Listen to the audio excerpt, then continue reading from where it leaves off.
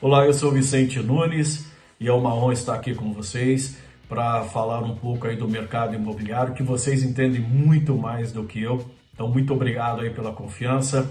E para não perder tempo, vamos aí à primeira pergunta do nosso Eriton Frota, gerente Brasal Vendas Goiânia. O Eriton pergunta: com a taxa de juros Selic em 2 dígitos, o que faz mais sentido? Adquirir um apartamento em construção ou um apartamento pronto? Bom, a decisão de comprar o imóvel é uma decisão muito pessoal e envolve uma série de fatores, de variáveis. E as taxas de juros não são preponderantes. O que realmente importa é a convicção pessoal de quem está comprando o imóvel, né? Porque é visto como um patrimônio que vai passar de geração para geração. Isso no caso de quem está comprando um imóvel para moradia. Para quem está investindo no imóvel, é possível obter rendimentos, inclusive até acima do mercado financeiro, como a gente viu nos últimos anos. E também tem a possibilidade de alugar esse imóvel, ganhar com o aluguel. A gente sabe que os imóveis hoje que mais são procurados e são mais negociados no mercado, tem mais liquidez, são os imóveis de 1 e 2 quartos.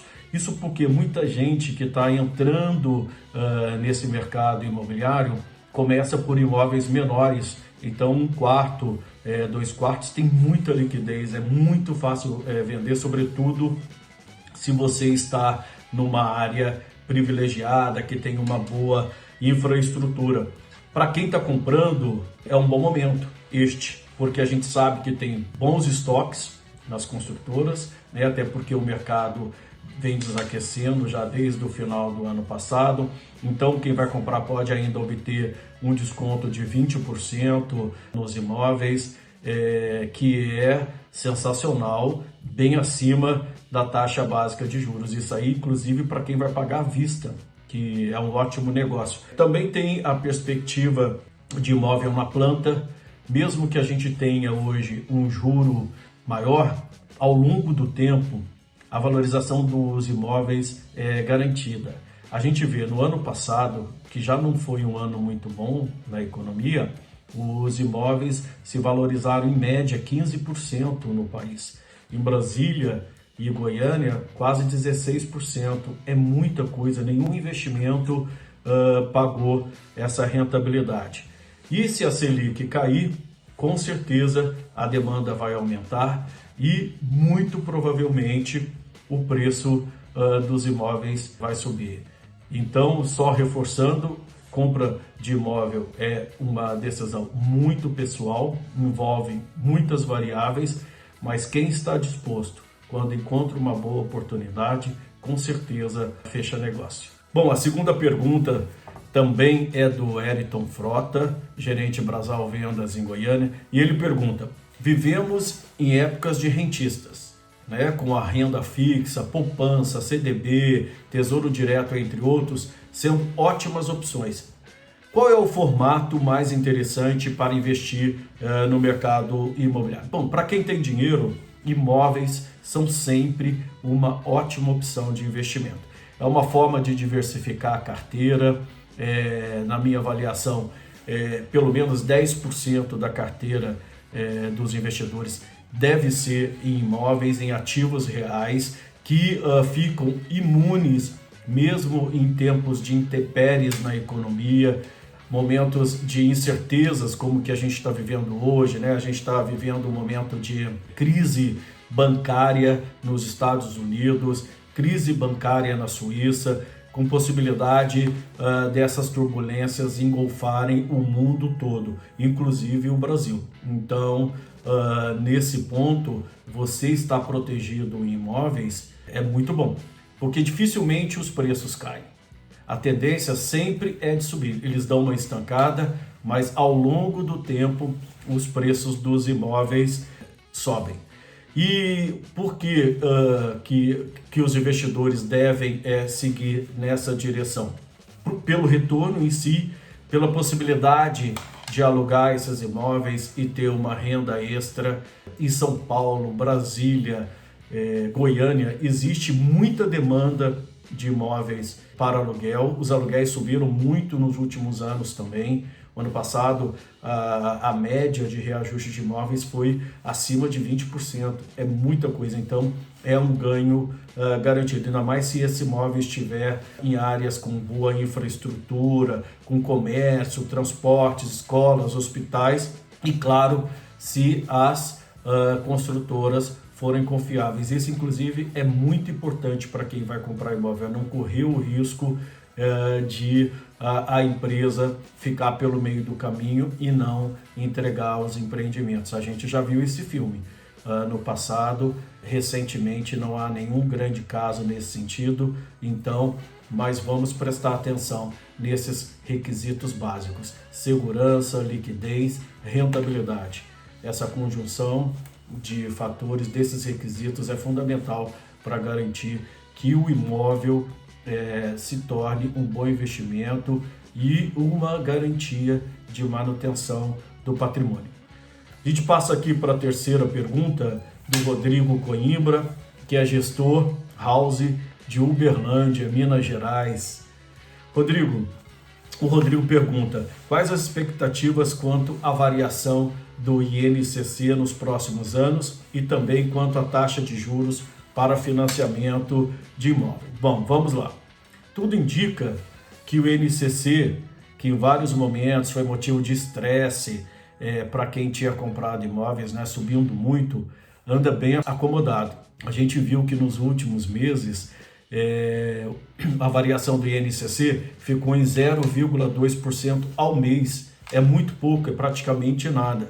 Como não se espera nenhuma grande volatilidade no câmbio e também se trabalha com a perspectiva de queda nos preços das commodities, então a gente pode esperar um comportamento mais tranquilo tanto do INPC quanto dos IGPs. O câmbio e as commodities têm peso muito grande na formação desses índices de preços. Então, por exemplo, a gente vê que o petróleo nas últimas semanas acumula queda de 12%, a soja está caindo, o trigo está caindo.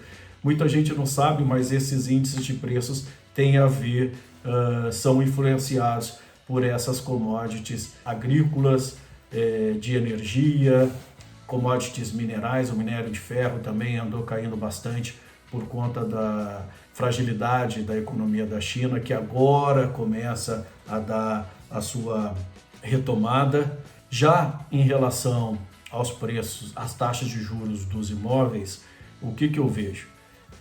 Este ano, elas ainda vão ser muito impactadas pelo histórico da Selic dos últimos meses, né? Uma Selic muito alta. Eu estou acreditando que a Selic possa encerrar o ano próxima de 10%. A perspectiva do mercado é de que a taxa de juros final seja de 12,75%, ou seja, cairia apenas 1 ponto percentual. Eu estou apostando, inclusive, que o Banco Central vai antecipar essa queda da Selic de agosto para junho, já respondendo ao novo arcabouço fiscal que vem sendo desenhado para o governo. Agora a perspectiva é de que seja apresentado em abril. Isso tudo tende a trazer de volta a confiança nas contas públicas, a fazer a revisão das estimativas de inflação que estão acima das metas definidas pelo Conselho Monetário Nacional e perseguidas pelo Banco Central. Eu estava lendo um estudo que mostra que, por exemplo, a cada 2,5 pontos percentuais de variação na Selic, para cima ou para baixo, tem um impacto no custo efetivo total do crédito, a tal da SET, de 1 ponto percentual. Ou seja, se a Selic cai 2,5 pontos percentuais, a taxa de juros dos financiamentos imobiliários tendem a cair 1 ponto percentual. Melhor do que isso, cada ponto percentual de queda na taxa de juros dos financiamentos imobiliários significa o ingresso de mais ou menos 1 milhão de pessoas no mercado imobiliário procurando imóveis. Isso é uma ótima notícia. Então, eu vejo sim as taxas de juros caindo. No caso do mercado imobiliário, mais lentamente. A gente vai ver taxas menores efetivamente a partir de 2024. Aí sim a gente vai ter um mercado com boas oportunidades de financiamento aí para oferecer para a clientela. Vamos lá. O Edson Alves, gerente Brasal Vendas em Goiânia, pergunta: o que o aumento ou a diminuição da taxa Selic influencia no mercado imobiliário? Eu estou deixando essas perguntas, algumas são muito parecidas, são variações do mesmo tema, em relação aqui à Selic principalmente, mas é importante porque a cada pergunta a gente pode agregar alguma posição diferenciada. Bom, juros mais altos a gente sabe que afastam os compradores do mercado de imóveis. Então, quando as taxas caem, o movimento é o inverso, mais gente procura imóveis para comprar. Mas é importante destacar que mesmo com juros altos, sempre há oportunidades no mercado, sobretudo para aqueles que podem comprar imóveis à vista. Basta uma boa negociação com as construtoras, que de repente pode-se chegar a um bom termo, a um bom negócio aí. Outro ponto importante: quando a demanda cresce com os juros baixos, os preços dos imóveis tendem a subir, né? Porque a demanda é maior. Isso é lei de mercado, pode parecer complexo, mas é assim que as coisas funcionam. A gente tem, quando os juros estão muito altos, a demanda cai. Quando os juros caem, a demanda sobe, mas em compensação puxam os preços dos imóveis. Quando os juros estão altos, dificilmente os preços dos imóveis caem. Então tem que fazer essa equação, botar tudo na ponta do lápis aí para ver em que momento o negócio vale a pena. Passando aqui para a pergunta do Rodrigo Ximenes, time comercial de Brasília, saudade de Brasília, morei aí muito tempo, eu amo essa cidade de Brasília. Bom, este é o momento certo para comprar imóvel? O momento certo depende das condições de cada um.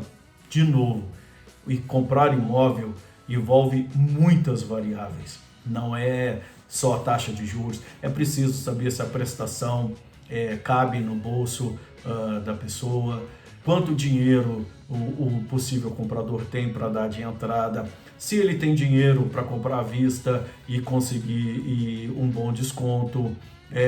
A questão do mercado de trabalho, se há segurança no emprego para ter a previsibilidade de que mais à frente a pessoa vai ter recursos para honrar os seus compromissos com os bancos. Então tudo isso pesa no contexto. Agora, é um desejo enorme do brasileiro ter casa própria. A gente olha as pesquisas e vê que é o primeiro objeto de desejo dos brasileiros a casa própria. E isso daí independe de taxa de juros, de momento econômico. Quando o cidadão está imbuído da vontade de comprar o imóvel, então seria muito importante as construtoras, as empresas estarem preparadas para atender esse cliente, oferecer para ele boas condições, uma negociação interessante. Então, porque esse espaço para negociação existe, ele tem que ser uma via de mão dupla. É bom para a empresa e bom para o consumidor. A Gabriela, também do time comercial de Brasília, pergunta: qual é a melhor estratégia? Dar um sinal maior ou deixar o dinheiro aplicado quando se for comprar um imóvel, né? Bom, quanto maior for a entrada do imóvel, na minha avaliação, melhor. Porque não dá para ficar carregando por muito tempo dívidas pesadas, né? Então, se eu tenho dinheiro disponível para dar de entrada na compra de um imóvel, certamente eu vou usar o máximo possível, sempre garantindo uma reserva para momentos aí de dificuldade. A gente na vida tem momentos bons e momentos ruins, momentos de incerteza, então sempre é bom ter uma reserva financeira para enfrentar este momento. Quando os juros do financiamento estão acima da rentabilidade dos juros, dos rendimentos dos ativos financeiros, vale muito mais a pena sacar o dinheiro e dar de entrada no imóvel, ou mesmo quitar o financiamento. A gente não pode esquecer que em 2001 a taxa Selic era de 2% ao ano. Então, valia muito a pena para quem tinha aplicação sacar o dinheiro, quitar dívidas ou comprar um imóvel com a maior entrada possível, porque o dinheiro praticamente não estava rendendo nada, a gente estava tendo perda real, porque a taxa de juros estava muito abaixo da inflação. Então, realmente, tem que olhar as características do mercado. Agora, se o juro do financiamento é menor do que a taxa, o retorno dos investimentos, aí é melhor deixar o dinheiro aplicado, porque você, além de ter o seu dinheiro para pagar a prestação, ainda vai ter um diferencialzinho ali que vai ampliando o seu patrimônio. Passando aqui para a pergunta da Camila Tamayo, gerente House Uberlândia, Minas Gerais. Qual a previsão e impacto da taxa Selic em 2023 no mercado imobiliário brasileiro? Bom, Camila, eu acho que esse ano vai ser um ano bastante difícil. Vocês que estão no dia a dia do mercado sabem disso. A gente praticamente não tem visto o lançamento de imóveis. As empresas estão procurando sim desovar os estoques que estão acima da média dos 2 últimos anos. Com a perspectiva de queda da Selic a partir de junho, então você já vai ter um ambiente econômico melhor. Provavelmente a gente vai ver esse ajuste fiscal preparado para o governo, acalmando os ânimos no mercado financeiro. Muita gente revendo para baixo as perspectivas de inflação. Então, esse ambiente mais favorável, ele tende a ter impactos bastante positivos no mercado imobiliário. Isso é visível. Mas, de novo, eu acredito que vai ser um ano difícil, com melhora substancial em 2024, que a gente já vai ter aí a certeza de como vai ser a economia. As previsões apontam, tanto da OCDE quanto do FMI, de que a economia mundial o ano que vem vai ter um comportamento melhor. Lógico que a gente está vendo aí uma crise bancária se instalando, a gente não sabe até onde ela vai. Nos Estados Unidos, o Federal Reserve está tomando todas as providências para não deixar ninguém descoberto. A gente já viu a operação do governo suíço para salvar o Credit Suisse, né? Negociou aí a compra pelo UBS, injetou muito dinheiro no sistema para evitar o efeito cascata. Então o mundo está assistindo isso aí com preocupação. Se essa crise não se estender muito, com certeza a gente vai ter um 2024 melhor e um 2023 de perspectivas positivas. Não tão bom, mas também não tão ruim como a gente imaginava no início do ano. A Camila também pergunta, nossa Camila, gerente House de Uberlândia, se vale mais a pena comprar um imóvel na planta, uma coisa que é rentável, a gente sabe disso, e qual é a curva de valorização de um imóvel entregue pronto após a entrega pela construtora. Bom, os números dos últimos anos apontam que houve forte valorização dos imóveis. Na média do país, a alta foi de 15,06% em 2022. É muita coisa. A gente tem uma taxa de juros de 13,75%, então realmente a média de valorização dos imóveis foi acima da taxa básica de juros, o que é um excelente retorno.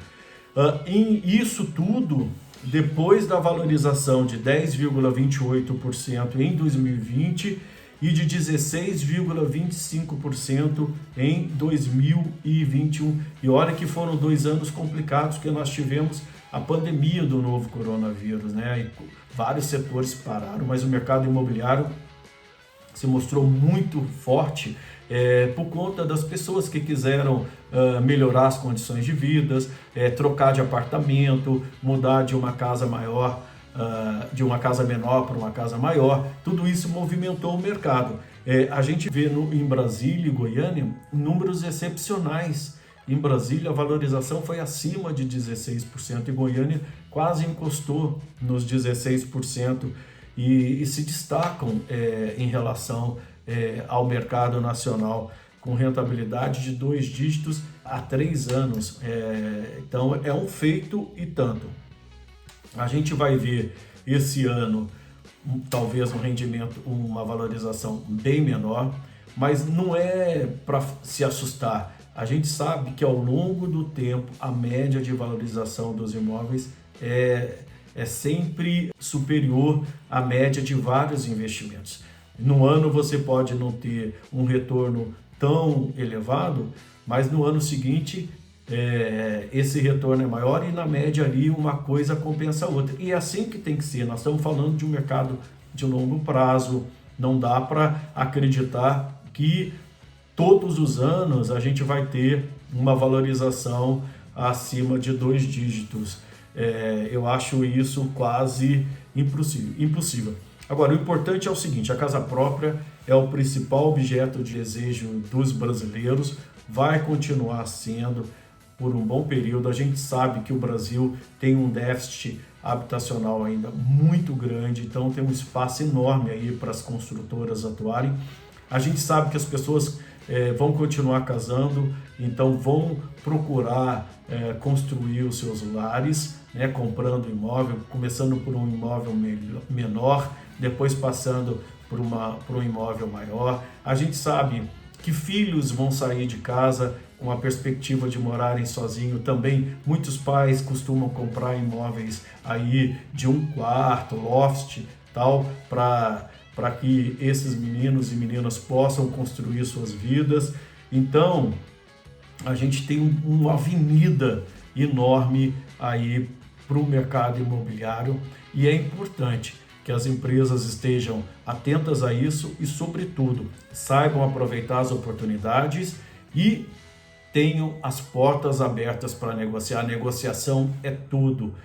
O cliente adora quando as empresas oferecem descontos, facilidades de pagamento. Tudo isso conta muito para o fechamento do negócio. É isso. Muito obrigado pela atenção e até a próxima.